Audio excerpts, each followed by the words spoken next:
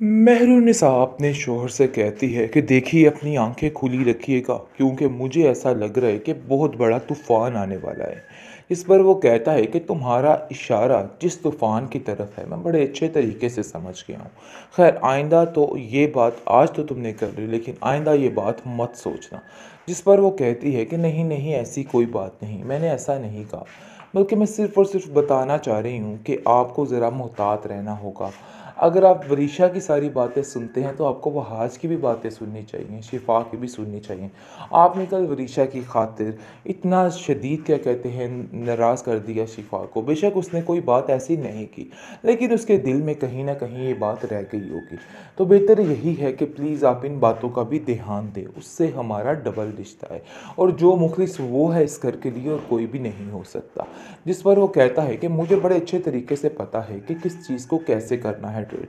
सो इसलिए तुम्हें परेशान होने की ज़रूरत नहीं है, मैं हर चीज़ को खुद ही हैंडल कर लूँगा और बिला वजह की इस तरह की बदगुमानियाँ पैदा करके अपना भी और मेरा दिमाग ख़राब करने की कोई भी ज़रूरत नहीं है। जिस पर वो कहती है कि नहीं ये बिला वजह की बातें नहीं हैं। मैं बीजान को देखती हूँ वो भी इस कदर उसके प्यार में पागल हो चुकी हैं वरीशा के कि उनको समझ ही नहीं आ रही है कि आखिर क्या माजरा है। लेकिन मैं आपको बताना चाह रही हूँ और आपको आगाह करना चाहती हूँ कि आप लोगों की अकल में कुछ यानी कि आ जाए, इसलिए बस ये बातें आपके साथ शेयर कर ली। लेकिन इसका मतलब ये हरगिज़ नहीं है कि मैं वरीशा के ख़िलाफ़ हूँ। मैं चाहती हूँ कि कल को उसने अपने घर जाना है, उसको कोई तौर तरीके, कुछ सलीके आने चाहिए। लेकिन मुझे नहीं लगता कि उसमें ऐसा कुछ है। इस पर वो कहता है कि अगर कोई कमी पेशी है तो तुम्हें उसकी पूरी कर देनी चाहिए। बहरहाल फ़िलहाल उस पर इस तरह से टाने-टिशने करने का कोई भी फ़ायदा नहीं और कोई भी जवाज़ नहीं बनता। बेहतर यही है कि खामोशी के साथ हर चीज़ को हैंडल करो। और कहती है देखो वरीशा बेटा तुम इस घर में आ चुकी हो। मुझे उम्मीद है कि तुम्हारे दिल में ऐसी कोई बात नहीं होगी और ना ही होनी चाहिए। इस घर को अपना घर समझो और परेशान होने की कोई भी ज़रूरत नहीं है। दूसरी तरफ आप देखेंगे कि शिफा बहुत ज़्यादा खुश है, लेकिन खुशियों पर आकर पानी फेर दिया गया है वरीशा ने। वरीशा रोज़ कोई ना कोई ऐसा हंगामा बर्पा कर देती है या कोई ऐसी हरकत कर देती है जिसकी वजह से घर का माहौल काफ़ी ज़्यादा ख़राब हो जाता है। लेकिन ये बात नाकाबिले बर्दाश्त होती जा रही है मेहरुन्निसा के लिए और वो कहती है कि मुझे समझ ही नहीं आ रही है कि आखिर इस घर का माहौल इतनी तेज़ी से कैसे बिखर रहा है। मैं बहुत ज़्यादा कोशिश कर रही हूँ समझाने की कि इन चीज़ों को छोड़ दे, यानी कि वहाज को समझाने की कोशिश कर रही है कि वरीशा को उसके हाल पे छोड़ दे क्योंकि दादी जान तुम्हारी कभी भी इसको इस घर से बाहर नहीं निकालेंगी क्योंकि उस घर में इसका रहना ही अब उनके लिए बेहतर है। लेकिन आप देखेंगे कि वहाज कहता है कि आप नहीं समझ रही हैं, वो अभी भी वही चालबाज वरीशा है जो पहले थी। आगे से उसकी माँ कहती है कि मैं सब जानती हूँ लेकिन हम कुछ नहीं कर सकते, ये बात भी तय है और ये बात तुम्हें बड़े अच्छे तरीके से पता होनी चाहिए। इस पर आप देखेंगे मनीषा वहाज को साफ साफ कह देती है कि देखो मुझसे इस तरह की बातें और इस तरह के ताने तिशने करने बिल्कुल बंद कर दो। ऐसा ना हो कि तुम्हारी शिकायत मैं दादी जान से लगा दूँ, उनको बता दूँ कि इस घर में मेरी ज़िंदगी आप लोगों ने कितनी महाल करके रखी है, तो फिर आपका क्या होगा। और मुझे ऐसा लगता है कि इन करीब वो तुम्हें इस घर के लिए, इस घर से जाने के लिए कह देंगी, लेकिन मुझे इस घर में ही रखेंगी और ये बात तुम अपने जहन में रख लो। जिस पर आप देखेंगे कि मेहरुन्निसा काफ़ी परेशान है और वो सोचती है कि आखिर मैं क्या करूं। वो कहती है कि बीजान आपका ये सारा फैसला ठीक है, आपको सोच समझ कर ये फैसला करना चाहिए था।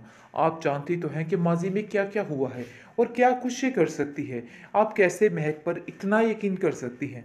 इस पर वो कहती है कि मुझे महक की बातों से कोई लेना देना नहीं, मुझे सिर्फ और सिर्फ वरीशा की बातों पर यकीन है। फाइनली आफत घर में आ चुकी है। आफत ने आके आफत मचा दी है क्योंकि जो वो चाहती थी, जो उसकी माँ चाहती थी, वही कुछ हो रहा है। खैर मामलात काफ़ी संगीन नज़र आ रहे हैं, लेकिन बड़ी ही चालाकी के साथ ये वरीशा हर चीज़ को संभालने की कोशिश कर रही है क्योंकि उसके बाप ने जो उसको पढ़ा लिखा कर भेजा है बस वही हरफ आखिर है उसके लिए। और वो सोच रही है और यहाँ पर आकर बहुत ही ढोंग रचा रही है और दादी को अपने हाथों में करने की कोशिश कर रही है।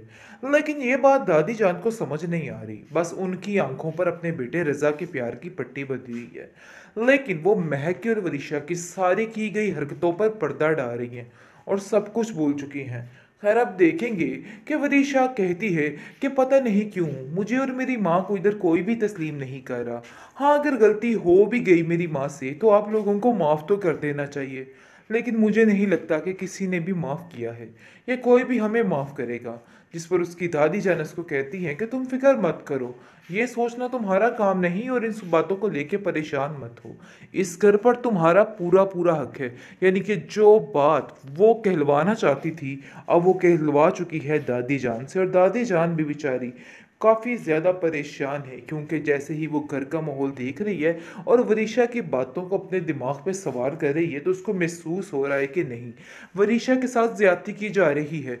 और वो जुनैद को बुला के कहती है कि देखो वरीशा अगर इस चीज़ की माफ़ी मांग चुकी है, फिर इन सब बातों का तो जवाब ही नहीं बनता है। पता नहीं क्यों आप लोग बात को कहाँ से कहाँ लेके जा रहे हैं, इन बातों को छोड़ दीजिए। लेकिन महरूज इस बात पर खामोश हो चुकी है। अंदर से तो वो जानती है कि यह वरीशा एक नंबर की नाटकबाज है। यानी कि बचपन से ही जिस बच्ची की तरबियत इतने बुरे तरीके से की गई है, आखिर वो कहाँ ठीक हो सकती है।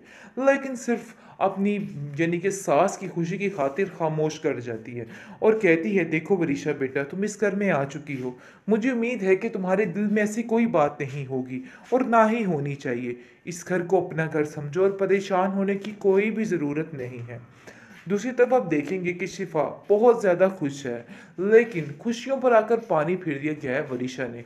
वरीशा रोज़ कोई ना कोई ऐसा हंगामा बर्पा कर देती है या कोई ऐसी हरकत कर देती है जिसकी वजह से घर का माहौल काफ़ी ज़्यादा ख़राब हो जाता है। लेकिन ये बात नाकाबिले बर्दाश्त होती जा रही है महरुनिसा के लिए, और वो कहती है कि मुझे समझ ही नहीं आ रही है कि आखिर इस घर का माहौल इतनी तेज़ी से कैसे बिखर रहा है। मैं बहुत ज़्यादा कोशिश कर रही हूँ समझाने की कि इन चीज़ों को छोड़ दे, यानी कि वहाज को समझाने की कोशिश कर रही है कि वरीशा को उसके हाल पे छोड़ दे, क्योंकि दादी जान तुम्हारी कभी भी इसको इस घर से बाहर नहीं निकालेंगी, क्योंकि उस घर में इसका रहना ही अब उनके लिए बेहतर है।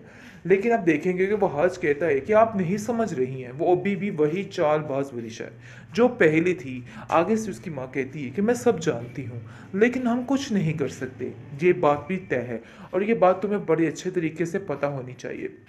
इस पर आप देखेंगे मनीषा वहाज को साफ साफ कह देती है कि देखो, मुझसे इस तरह की बातें और इस तरह के ताने टिश्ने करने बिल्कुल बंद कर दो।